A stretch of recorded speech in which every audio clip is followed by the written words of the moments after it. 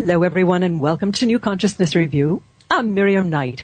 Our guest today is Freddy Silva, one of the world's leading experts on sacred sites and crop circles, and a leading researcher into ancient systems of knowledge and the interaction between temples and consciousness. He's the best-selling author of Secrets in the Fields, The Divine Blueprint, and his latest book that we're going to explore today, First Templar Nation. He appears regularly on History and Discovery channels, the BBC, and radio shows such as Coast to Coast. And he has directed several documentaries. He lectures worldwide and has delivered keynote presentations at the International Science and Consciousness Conference and the International Society for the Study of Subtle Energies and Energy Medicine. And he's considered to be one of the best metaphysical speakers in the world. Freddy also leads private tours to Britain, France and Malta and Egypt. Welcome, Freddy. Oh, hello, Miriam. It's going to be an afternoon of strange accents. I can't help it. When I speak to anyone who has an English accent, I get Englisher and Englisher. And then I'll do the whole thing as Sean Connery then. Put me in front of a Southerner and I go south. Anyway, you know, ever since I read Ivanhoe as a girl, I've been drawn to the Templars. But I have to say that I have never read a book that gave me such a sense of who the Templars are and what they accomplish. So I want to thank you for that, Freddy. It's been really a journey of awakening. Yeah, it was a 15-year labor of love for me too. And having been born in Portugal, and this is why I'm talking about strange accents, it was a labor of love, and I was very fascinated also by the fact that the Templars were always known in Portugal as the people who created my country of birth.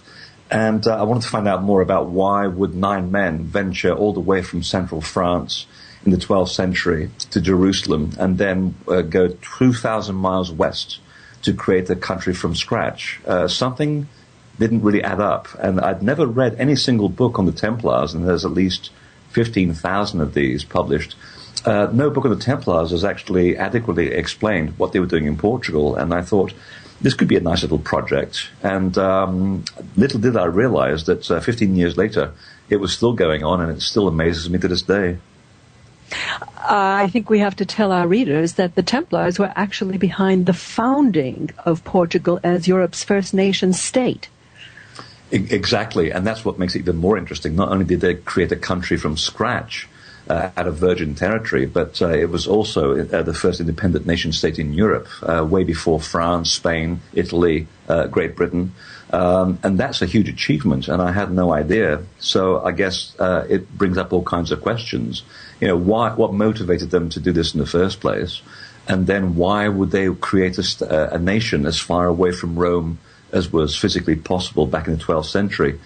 Clearly there was something more that met the eye, and that's what really sort of encouraged me to look a little bit further. And then the story got stranger and stranger as I kept probing deeper and deeper into the mysteries of what really the Templars were about.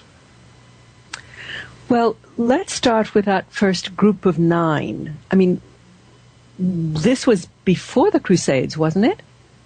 It was, most people actually lumped the Crusades and the Templars together, and in fact they're two very different entities. The Crusades were essentially set up by the Pope at the time, Pope Pius IX, as a rouse to go and liberate the Church of the Holy Sepulchre from some rather unpleasant Arab people who'd basically taken over from some very nice Arab people before them. And it seems to me, in my research, that it was actually a good excuse to send 30,000 men to help out his friend, the Emperor Constantine, over in Constantinople. And it seems to be that on the back of this, they eventually did end up in Jerusalem to actually liberate the city. But the Templars actually were playing a very low key in all of this. The first member of the Templars that we know, who was, of course, is the most famous of them all, Hugh de Paillon, he only shows up in the city in 1104, and that's 4.5 years after the liberation by the Crusades. So we're talking about a completely different group of people. Secondly, all the people that were involved with the Templars, and historically there were only supposed to be 9 of them, They all appear to have come from places in Europe, which were all linked to the Cistercian monasteries, the Order of Cister, and its abbot, Bernard of Clairvaux. So it seems to me that these people definitely did not go there with the intent of doing any fighting. And thirdly, it was the fact that half of these monks were also not French or Belgian in origin. Two of them, at least, were Portuguese of birth. So it made the whole concept seem rather strange. The story that we've been told is very, very different. And it seems to me that when you examine the Templars closely in their actions and what they were doing on Temple Mount all those years, they seem to be behaving more like a ministerial college than a bunch of knights. And when you reason that they were following orders from this incredible figure called Bernard of Clairvaux and what he stood for, it seems to me that these people went on the back of the Crusades and taking the opportunity while Jerusalem was liberated to go look for something of incredible importance. And of course, once we realize the location that they chose to live in, then we start putting one and one together and realize that they were there looking for something of incredible importance. So they were actually digging underneath the site of Solomon's temple, is that correct? Exactly. And here's what I find extraordinary about this whole concept. So here you have a whole bunch of guys who, they were very rich. They certainly did not come from poverty. They gave up all of their worldly possessions to travel all the way to Jerusalem, which even back then was no mean feat. They approached the king of Jerusalem and said, we'd like to go and live in this particular house on Temple Mount, which just happens to be your main residence, King of Jerusalem. They're dressed like a bunch of old vagrants. They gave up all of their worldly possessions, and they spent the next 9 years digging tunnels underneath Jerusalem, supposedly to find this huge hoard of gold, which made them very rich. Now, any logical person will look at this and think, what a ridiculous story. Why would you give up all your wealth and all your comfort to travel 1,600 miles to dig tunnels only to become wealthy again? Something isn't adding up. But if you look back at the history of the site that they were very adamant that they wanted to live in, it's very clear that they were looking for the places where the Essene culture was also living in 1,100 years before them. And the Essenes, of course, were a group of very mystical people who had some very unusual characteristics about faith. Two of these characteristics were to do with the self-development of the individual and also the concept of resurrection, which is not quite what we think it is, or at least what we've been told. And when you look at the Templars and the Essenes, it's quite clearly that the two orders were one and the same. One was following the other. They all wore white robes. They obviously gave all their money away to become poor. They followed the 1 year observation period where they would have to be really minding themselves in the way that they spoke, they behaved. And after this, if they were worthy, they were allowed into an inner secret brotherhood where they were taught the secrets of the mysteries. And from there, 3 years later, hopefully, they would rise from the dead. And then they'd go on to preach this concept to other people and allow other people to join it in a ministerial brotherhood. So we're dealing with people who had a very clear goal in mind, who were following ancient traditions dating back to the mystery schools. The mystery schools in Egypt. Exactly. If we look at what the Egyptian pharaohs were doing, some of the Egyptian pharaohs were doing, it's quite clear, going back to at least 2000 BC, that they too were following a practice of rising from the dead. And let me clarify that for a second, because our concept in the Christian world of the resurrection and raising the dead is actually not quite what we've been led to believe. Even as far back as the Egyptian times, there was a sense that people who get up in the morning and they go and do their daily chores and carry on with life as though there's nothing more than this material world, and then they go back to sleep again. These people were unaware, or seemed to be unaware, of the bigger mystery in life. You know, how the world really turns, how nature itself actually invents itself, and how you can actually work with nature's mysterious ways to move energy around and become greater than the sum of your parts. And they called these people the walking dead, people who were totally unaware. But for the people who actually practiced a much deeper understanding of nature and were able to harness its means and ways, they were called the Risen. In fact, the Essenes had a very good name for it. They were the people of the way. And in one of the inscriptions in the Egyptian underground chambers in the Pyramid of Saqqara, it is quite clear that there is a ritual that was practiced by people who are not dead. The pharaoh is very much alive. He goes on a journey overnight, and it's very obvious from reading the transcription that this person went into a shamanic journey, and he was awakened to the light of dawn after going on this incredible journey into the world of the dead, or the underworld. And it's quite clear that this person was still in his body when he came out of this. And these people who went through this initiation were declared to be risen or resurrected. So this is a very, very old concept of where people would gather information about the mysteries. They would learn about the secrets of the universe, how to work with subtle energy, and were able to work with this in a very conscious way that gave them power over the laws of nature to a certain degree.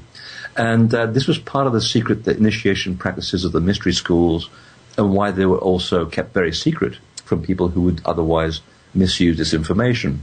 So when we get to the Templars, it's quite clear from their practices, because they too work with secret underground initiation chambers around Europe, some of them are still found in Portugal, that these people were following a very, very old tradition of self-enlightenment. And it's the one thing that was the most dangerous object to the power of the Catholic Church at the time, the self-empowerment of the individual, because as we know, they had a monopoly on this at the time. So no wonder all of these people from the Essenes all the way through to the Templars were pretty much exterminated by the Church, because obviously they had something that was so heretical, so dangerous to their power. You point out in your book that both John the Baptist and Jesus were members of the Essene sect. And in fact, it's really more the philosophy or the teachings of John the Baptist that are followed or perhaps held in reverence. Can you expand upon that? Oh, very much so. In fact, I was actually surprised to find that Jesus gets very short shrift among the Templars. In fact, they hardly even bring up the guy at all. Their biggest preoccupation was with John the Baptist and Mary Magdalene. And in fact, they dedicated a disproportionate amount of churches to those two people, to the point where even with regard to Portugal as a nation state, it achieved independence on the feast day of Mary Magdalene, and then it became a nation state on the feast day of John the Baptist. They were making this connection very, very clear all the way through. And in fact, when it came to the 18th century, the Pope himself even admitted that the Templars were following a secret Johannite heresy. And it's interesting because when you look at the way the Catholic Church treats Jesus and John the Baptist, the Baptist is important, but it's Jesus that gets all the attention. Now, it's important to clarify a couple of things here. In the Masonic tradition, which basically is a continuation of the Templar tradition, it's quite clear that there are two pillars in the hierarchy of the continuation of the mystery schools. There were two teachers. One was a priestly Messiah and one was a kingly Messiah. Jesus was seen very much as the kingly Messiah. In a way, he was almost a PR person, the front person for the movement into the mysteries. John the Baptist, however, held all the power because he was the priestly Messiah. And he was following from an old tradition of a bloodline of special magician kings who also had been indoctrinated into the mystery secrets, and their purpose was literally to elevate people to their highest potential. So when we start looking at the Templars and how they honored John the Baptist and how they promoted his ideology, it's quite clear that they felt that something was overshadowed by the Catholic Church. And this is one of the biggest secrets that they maintained right up to their death. So much so that when the Night of the Long Knives finally happened in 1307, and the Church and Philip of France finally came down on the Templars, the only object of great importance that was found among the Templars, and especially the preceptory in Paris, was the mummified head of John the Baptist. The silver-plated mummified head. Exactly. And I believe it was eventually taken to Constantinople. It was actually on display in the Hagia Sophia, if I'm not mistaken, up until recently, if it's not still there. But it's interesting that the church was maintaining that the Templars were following a tradition of initiation that worked with the devil, and the devil was called Baphomet. Now, if you ask a Arabic person what Baphomet means, it's actually an Arabic name, and it literally means the father of wisdom, or the source of wisdom. And if you look at the Mandean culture, which survived all the persecutions in the Middle East all the way up through to today, they too still follow the gospel of John the Baptist to this very day. They still claim that Jesus was an important person, but he was a sideline. John the Baptist is the man who practices the mysteries and the secrets of the Essenes regarding the resurrection of the soul while you are still in the body. So this is why it was so important that the Templars were trying to make this point, and why they were persecuted at the very end. They were following what the church felt to be a huge heresy and a huge undermining of its own power structure. Well, in fact, the church had really hung its power on the back of accepting Jesus Christ and then being saved, rather than as the Templars and the Johannites were claiming, that you could be saved through your own studies and acceptance of the way. So absolutely. I can understand that would have totally undermined the church. And that's kind of what's happening today, isn't it? Oh, very much so. In fact, since you brought that up, it reminds me of a wonderful line in the Gnostic Gospel of Philip, which is one of the Gospels that was carefully selected out of the official Bible. And there is a passage in it which quite clearly states that anyone believing in the resurrection as an actual event is confusing a spiritual concept with a physical truth.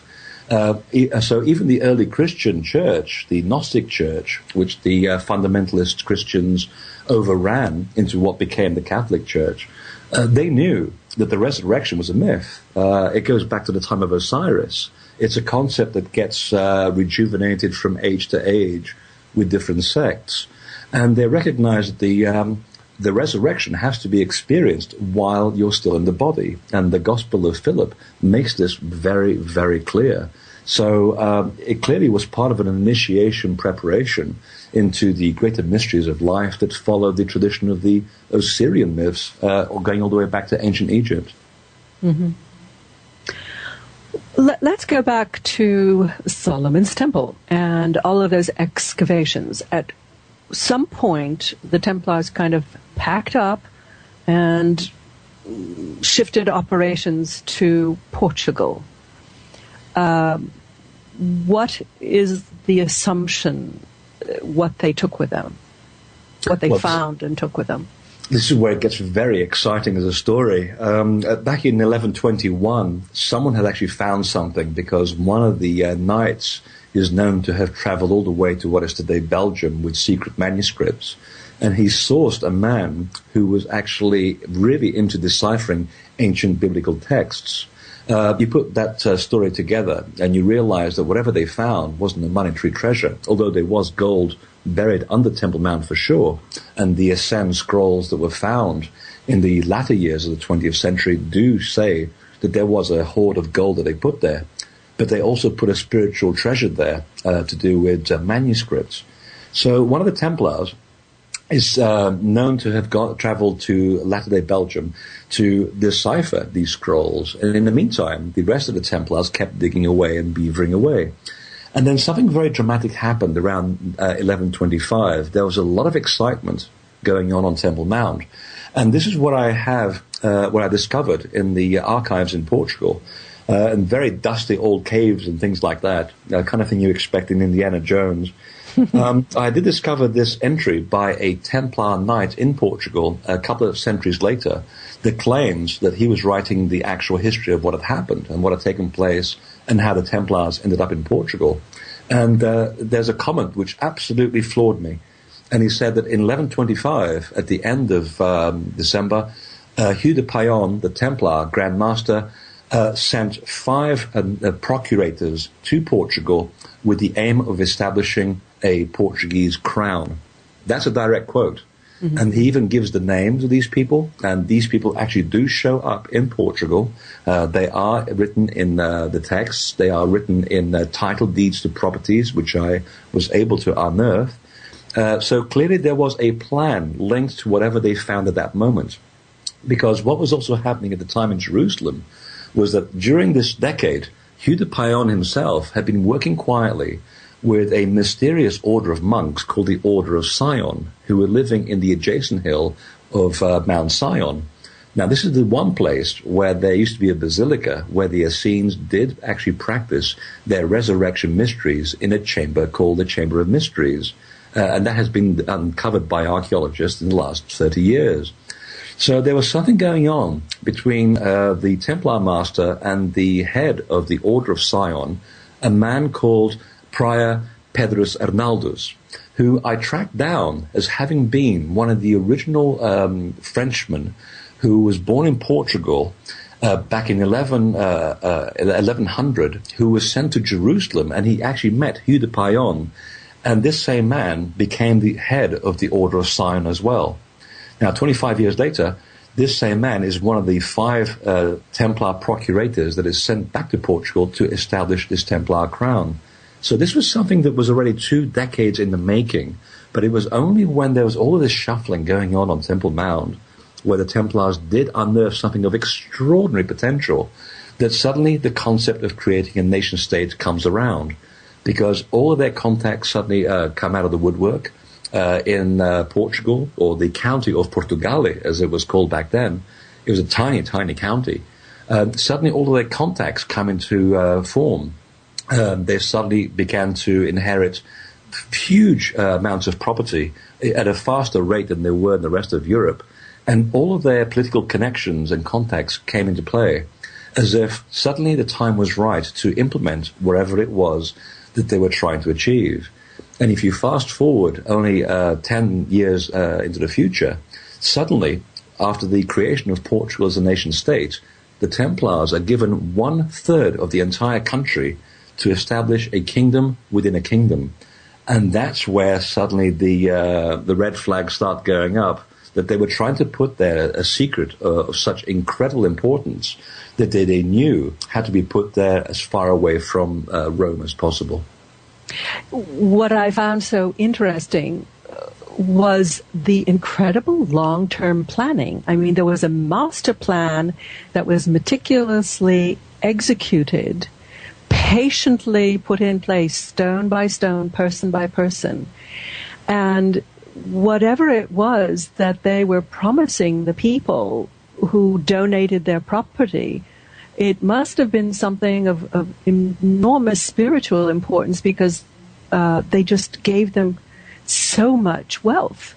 Oh, absolutely. And the fact that there was supposedly only 9 men behind the Templars assures us that the threat of violence was not a motivating factor.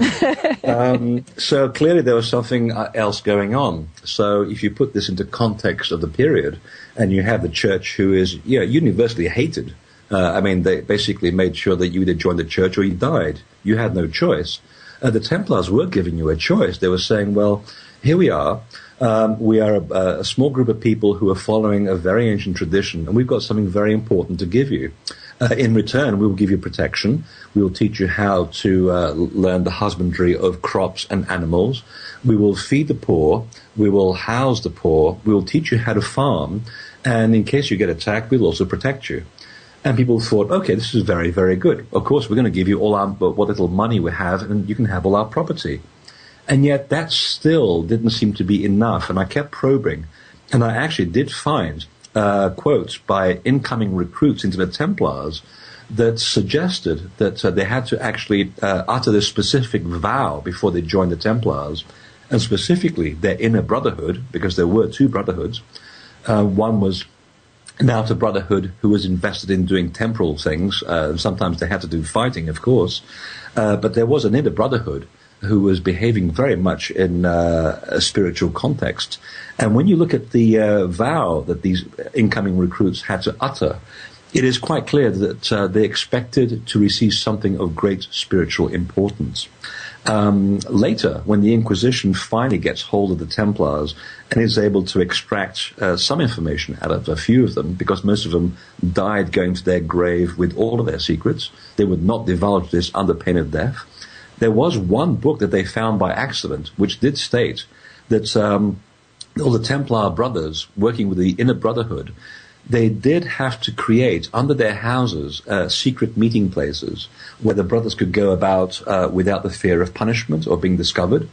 And I can almost quote this from memory, that this is a place where the uninitiated brothers or people from the Outer Brotherhood should never learn about, because these secret chambers are places where the Inner Brotherhood should actually conduct the practices of turning, the alchemical practices of turning material base objects into gold. And that's the very famous tradition of alchemy, where we turn a base object into something much greater. And of course, the metaphor that is known throughout the mysteries was that's how you took a basic, ordinary individual, and through the transmutation, through the learning and the teachings of the mysteries, they will become transformed into a golden object. So clearly they were practicing something of incredible spiritual value, which the church, on no account, was ever going to teach them.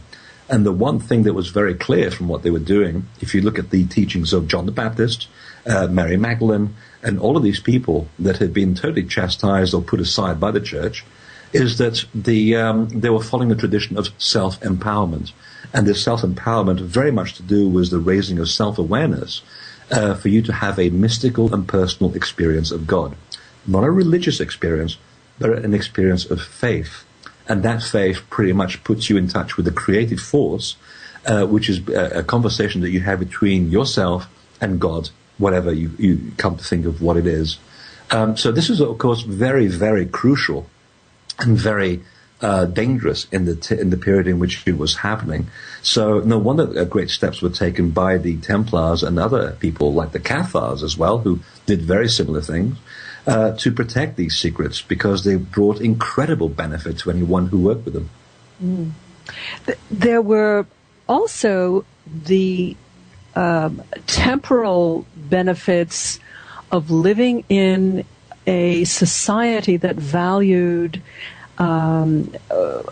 agrarian husbandry. And tell us about the Cistercians. You say in your book something about their taking deserts and making them bloom. They sounded like an incredible community. They were way ahead of the game. I mean, you could consider them being the forerunners of the 60s New Age movement. Peace and love to humanity, emancipation and equal rights to women, taking care of the poor, education. I mean, these people were so way ahead of anybody. In fact, in order to understand the Templars and even to understand what they were doing in Portugal, you first have to understand the Cistercians, and specifically its head, the Abbot Bernard of Clairvaux. I was able to catch up with 500 of his surviving letters, and I pretty much managed to get under his skin to find out what kind of a person he was.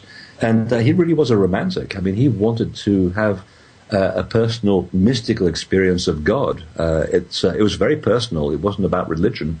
But also, it was about the putting into practice the importance that we are not the end-all and be-all of the material world. There's a greater universe that surrounds us. And if we can only learn to interact with it, the fruits of the kingdom of God come much closer into your life. What he was saying essentially is that once you start communing with the finer elements of nature and of the cosmos, and you accept these things as part of your physical being, that you have a degree of control over your life. You don't have to be a slave to what people tell you to do or to what to believe. So the Cistercians were basically very much into renouncing the attachment to material possessions, lest they lead you astray into false presumptions, which, of course, there was a lot of greed back in that particular era. And you either had a lot of comfort or you were basically dying of poverty. There was a huge discrepancy that was going on in medieval Europe. So when they basically ended up in Portugal, the third of the kingdom that they inherited was a wasteland. And wherever the Cistercians moved, and in fact the first Cistercian monastery in Portugal actually was placed there on the very year that the Templars were made official in Jerusalem, which is 1118. Even though I have proof that 7 years earlier the Templars were already present in Portugal, which is something that's not historically known. But that's another story. So the Cistercians were very much behind they were sort of the door openers for the way that the Templars ended up in Portugal and how they ended up with a territory that was basically a piece of rubbish. It was laid to waste from, centuries of protracted warfare with the Arabs. And yet within a couple of years, they turned the whole thing into a major oasis. They were trading a surplus of food with Lisbon, the capital city. And wherever they went, they seemed to have a certain knack for basically endearing themselves to people because they basically didn't beat them over the head and told them what to believe, what to worship, and what to do. They just said that everybody is an equal. We will admit women into the order. A lot of the Templars and the Cistercians were even married. And we don't get to hear about this. So this, of course, was manna from heaven to the local population when they heard that they could actually do and behave in ways that unrestricted them from the confines that the Catholic Church was trying to impose throughout Europe. This was just one of the things that they did. The second thing that they did is that they actually educated you into the greater mysteries of life, how things really do work, how nature really works. And these are very ancient concepts. And of course, Bernard of Clairvaux, being a very learned man of his period, he also worked with mystics in the Jewish community in Troyes in France, there were a bunch of Kabbalists who were really into deciphering ancient documents. So he also knew about the ancient mystery secrets that were hidden underneath Jerusalem that dated all the way back to the Egyptian temple culture. So when you put these things together, what you're looking at is a group of mystics who followed a very ancient tradition of self-empowerment. And when you have everybody working on an equal platform, it's not surprising that within a decade, in fact, even less than a decade, this totally desolate area in what is now central Portugal blossomed into this huge paradise. Yeah. You mentioned before about the tunnels that they were digging, and quite prominent throughout your book is the whole idea of digging into bedrock. You've got tunnels everywhere in Jerusalem, you've got tunnels in Portugal, and you've got these incredible churches in Ethiopia. What was this Ethiopian connection? Oh, the Templars later on in life were fascinated with the kingdom of Prester John, which is always, if you read up some of the entries on the internet and a certain website on knowledge, which I won't mention, they seem to think the acceptance by official scholars is that the kingdom of Prester John in Ethiopia was a fictitious kingdom. Actually, it was a real kingdom, and there is actual evidence to show that it was. And the whole idea of Prester John was actually a mistranslation of the actual identity of the king of Ethiopia. These kings were said to be part of a group of people who escaped persecution after Solomon's temple, and they were carrying on the idea of a holy bloodline, which is also a theme that runs very deep through the Templar story. They were protecting, obviously, the bloodline of the Magdalene, who supposedly was related at some point to John the Baptist. And in fact, the Templars and their rule that was devised by Bernard of Clairvaux, they were following the rule to uphold the castle of Mary and Martha, which is essentially the bloodline of Mary Magdalene. So there was another sort of story that was running underneath to all of this with the Templar tradition. But the idea as to how they ended up in Ethiopia was also to follow the course of this bloodline to its natural conclusion and where its part of it escaped to. And when they were there, they dug all of these incredible cruciform-shaped churches out of living bedrock. And when you wanted to reach them, you'd actually go through these long tunnels, again, carved out of living bedrock, which go on forever. It's a lot of trouble to go to, and it really did fascinate me as to why they would go for this incredible idea of making churches cut out of mountainsides. It's much easier just to cut the rock and then just basically build churches, and yet they didn't. And when I found the same tunnels linking sacred sites to the Templars that are simulated in Portugal, and knowing a lot about sacred spaces I do, I began to put one and one together and realized that what they were looking for wasn't just the path and the location of a bloodline. It was also that they were searching specific hotspots on the excuse me, on the face of the earth, where the laws of physics are slightly twisted, which allow for certain shamanic moments. And I would have known this unless I'd known how sacred sites work in the first place. And it's probably why it's taken me 15 years to research this book. I had to work the Templars from the back. So when you examine a lot of these places in Ethiopia and you start linking them to what they were doing in Europe as well, and specifically to their sites in Portugal, they appear to be following an ancient tradition of geodesy, where they would locate hotspots of energy on the Earth's surface, and then they would create temples on them, designed in a specific geometric manner that would harness this energy, that would act and amplify your state of awareness, and it will allow you to have an out-of-body experience. To put this into context, as a framework that we can understand, you can, if you go to Giza and you look at the Great Pyramid, it is now quite clear that where the pyramid stands, it's at the junction of many of the Earth's lines of energy, what scientists call the telluric current network. And when you put a geometric building on this location, and you angle things in a certain manner, and you align its inner courseways to certain geometric forms and to certain mathematical ratios that relate to the music scale, for example, experiments now show that if you go there in a certain state of grace, these buildings do alter your state of consciousness. And there's enough people that have had experiences in places like the Great Pyramid, especially scientists, that do show quite clearly that the sites, carefully chosen, carefully designed, do allow you to have a shamanic moment where you do, for either a day, an hour, or a whole weekend, under certain conditions, you will have an actual direct experience of God, or as a creative force, if you don't like the religious context of that. So that's pretty much what they were doing when they went all the way to Ethiopia and also to their sites in Europe. Why they searched specific locations to find these locations where they could have this mystical experience. According to your book, they were also interested in finding the Ark of the Covenant.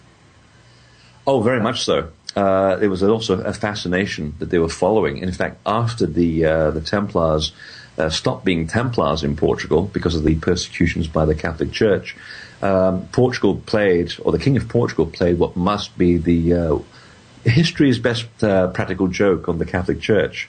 They sent the Rome a letter explaining that the Templars no longer existed, but incredibly, they've been replaced by another group of knights called the Knights of the Order of Christ, which is essentially was a PR exercise. They were the same people. They just basically went on holiday for 6 years. And after this time, the Knights of the Order of Christ, as they are still known today in Portugal, they too developed a fascination with going to Ethiopia. And they basically, it was actually driven by their search for the passage to India through the famous navigator Vasco da Gama. And it was his no, it wasn't his brother. It was his son who eventually did find the maritime route to Ethiopia 200 years after the Templars had been there. And they apparently did try to make inroads into locating the true source of the tablets of the Covenant, which, of course, the tablets of stone upon which all the words of God are written.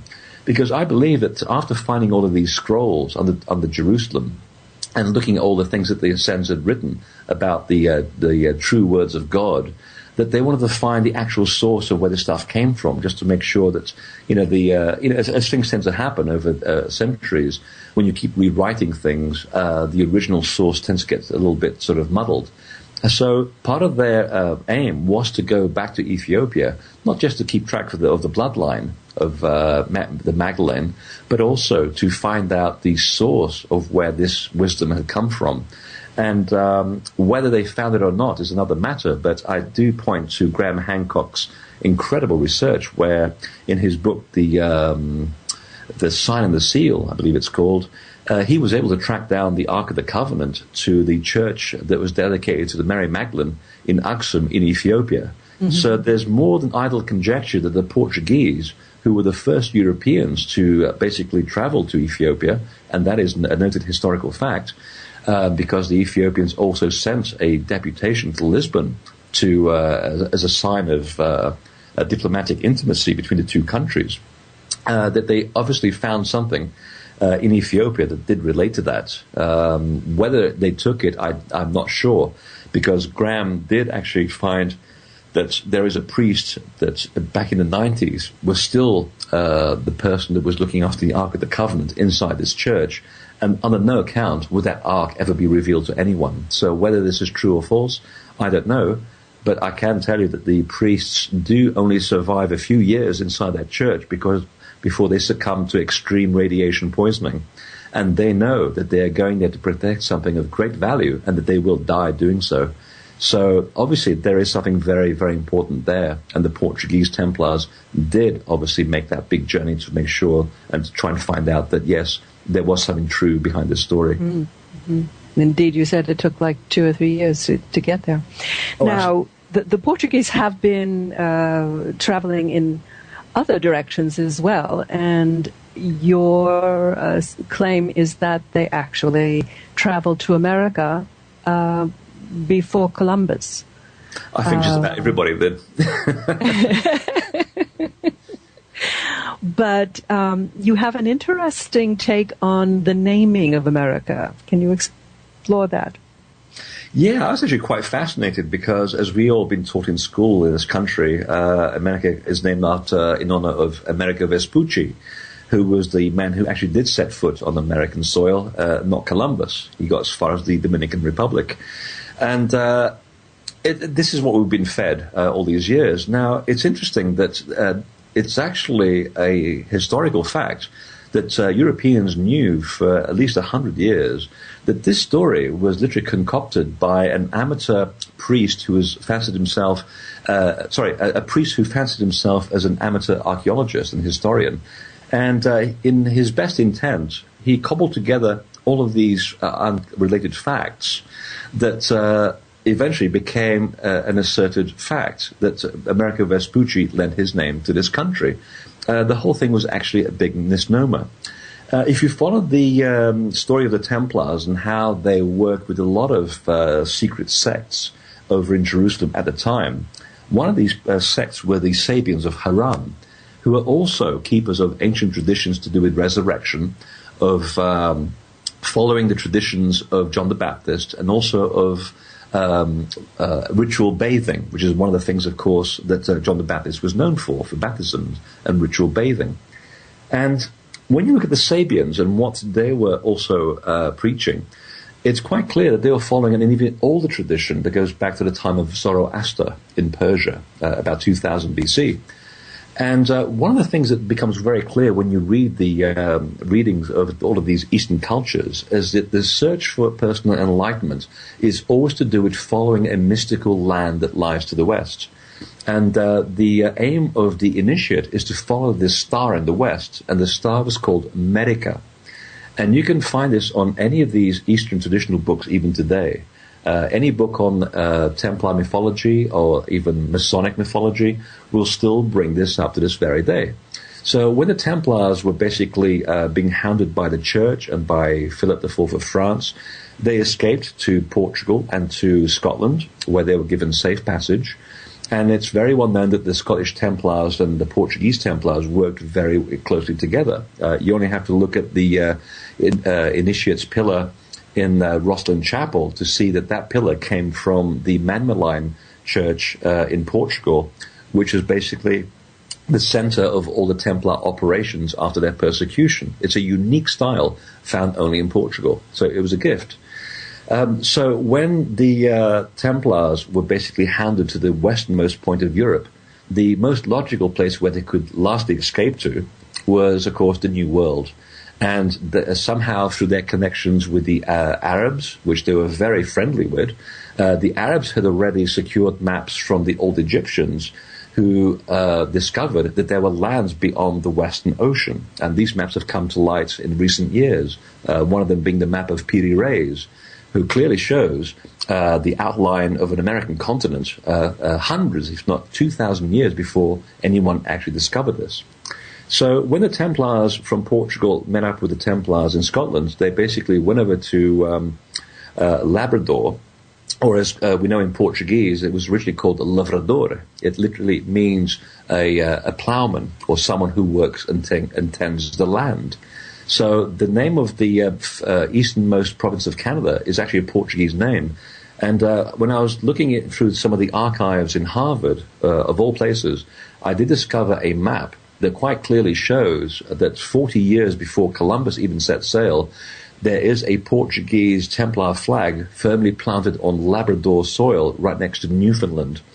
And even when the Vikings ventured to Newfoundland, they claimed that when they got there and they were actually trading with the Native Americans, the Native Americans called this strange fish a bacalhau, which, as anybody in Portugal will tell you, is Portuguese for cod.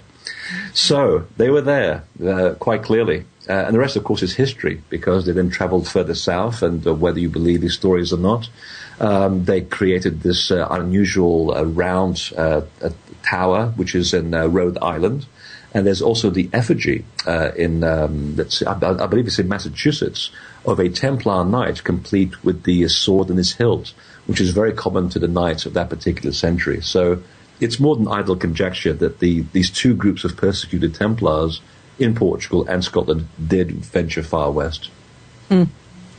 So, Freddy, what do the Templars have to say to us today? Oh, a lot. I just came back a couple of weeks ago with two tour groups where I took a group of people to look at these places that I wrote in the book. They came back wide-eyed, of course. And it's funny that when you go to all of these places, the one thing that stands out in common is that we're not just walking through history when we see these places. We are actually passing right through history itself. We are immersed in it. And we're also immersed in the spirit of place. Every single Templar location that they specifically fought for, and very, very hard as well, was that every one of them, without exception, was an ancient site of veneration to the divine feminine. Every Templar castle in Portugal, if not in Europe, protects an ancient site dedicated to Isis, or her European counterpart Ceres, or a temple dedicated to Diana. They were obviously after a location of energy that related to the divine feminine. And these places are still alive and breathing. You can still go there. You can still put yourself in a right state of mind and go into a state of prayer or shamanic journeying. And it's amazing what these places still do for you. So despite the fact that these people are long since gone, they left behind this incredible legacy, which we can still interact with, which is called the spirit of place. So these sacred sites are still alive. They are still working. And it was, again, we are following this tradition where today we are searching for an answer to, an antidote to our problem here on Earth. What am I doing here? What is my journey? Who am I? These are perennial questions we've asked ourselves for thousands of years. And the Templars, like anybody else, found the key.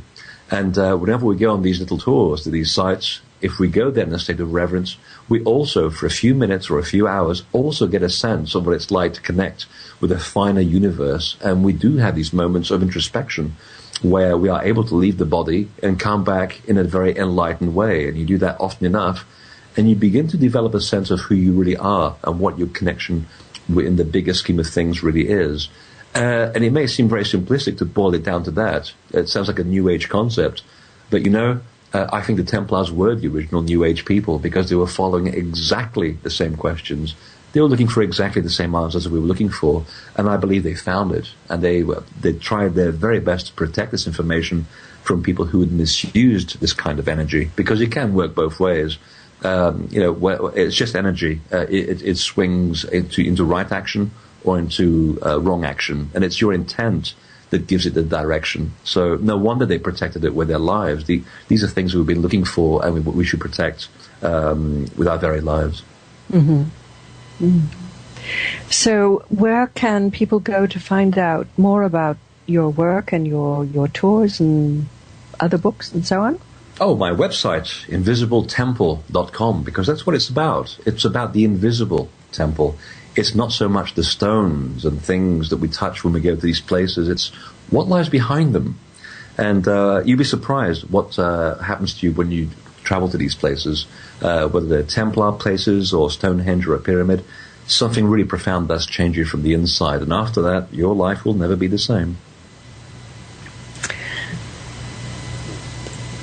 I just want to add a little afterword. When I think about the Templars and the Cistercians in particular, there is this spiritual pillar to their lives, but there's also this incredible sense of service to the greater good, service to the earth, of actual physical labor and putting the greater good ahead of material wealth. I just wanted to give a shout out to that, because that was such an impressive part of the ethos of the Templars that came through your book. Oh, very much so. I mean, the workings of their inner brotherhood especially does suggest that they followed a mystical practice that was common to esoteric cults, such as the Egyptian mystics and the Mandeans and the Essenes.